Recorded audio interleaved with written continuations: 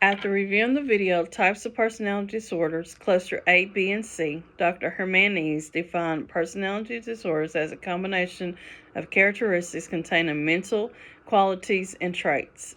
According to Dr. Hermanes, he also provided information from Google. He brought forth a point regarding to people who have been diagnosed with and how personality disorders may cause disruptions. Also, people with mental disorders may become challenged and have impairments in their lives. For instance, biological, psychological, and trauma can resort to a person having a personality disorder. Personality disorders can stem from abuse and trauma. For a personality disorder, there are three clusters such as cluster A, B, and C. Cluster A is called the odd eccentric, which consists of schizo personality, paranoid personality disorder, and schizotypical personality disorder. Cluster B, the traumatic, unpredictable, are individuals with borderline personality disorder, histrionic personality disorder, antisocial personality disorder, and narcissistic personality disorder. In Cluster B, many similarities are associated with Cluster A and C based on cognition deficits, behavioral, and social difficulties. Cluster C, the anxious, fearful cluster, obsessive compulsive personality disorder, avoidant personality disorder, and dependent disorder, whereas in Cluster C, a clinician should obtain the person's history, observe the length of time of symptoms, and how it has impaired the individual in their everyday life functioning. According to the video Narcissistic Personality Disorder and Trail of Destruction, Dr. Grundy emphasized on the function of individuals who are diagnosed with narcissistic personality disorders have struggles and difficulties functioning in a socially setting and feelings of rejections. Dr. Grundy further extended his point on how therapy can be a struggle with the client because the individual diagnosed with NPD may have perceived notions that may cause social situation and emotions of struggle due to feeling that him or her cannot be helped in therapy.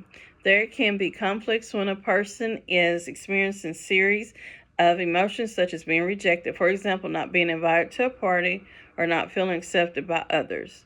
Dr. Grundy addressed treating a person with the diagnosis of narcissistic personality can be a slow process. The treatment has to involve with logic and work toward behavioral changes instead of focusing on guilt, blaming, or shaming. The clinician has to be able to work through clinical skills to assist with a person diagnosed with NPD. The NPD is not seen in histrionic and schizoid or schizotypical personality disorders. Dr. Grundy addressed how comorbidity is a factor between multiple personality disorders and substance abuse disorders, can be associated with other symptom presentations.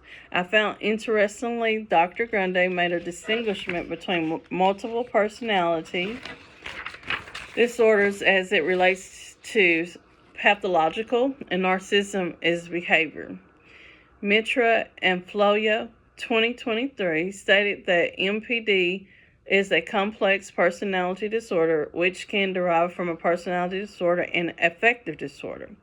Research has shown the etiology of NPD can be from genetic predisposition, traits, developmental experiences, and through excessive praise.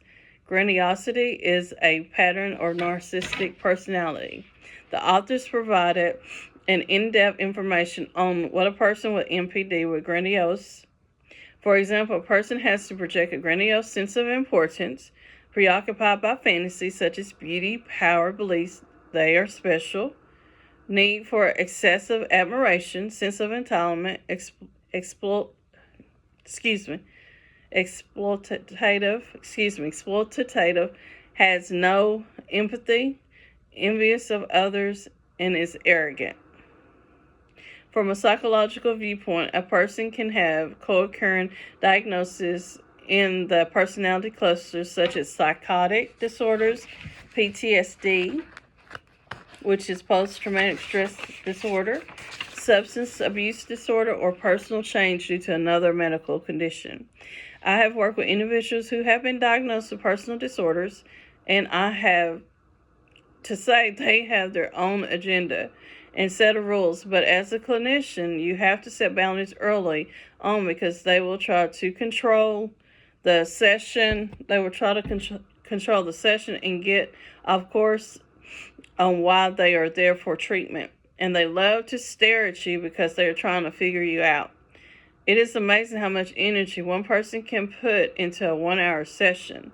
As a clinician, you might have only assisted that person processing one feeling, but that is still good progress regardless of how long it takes you to get there.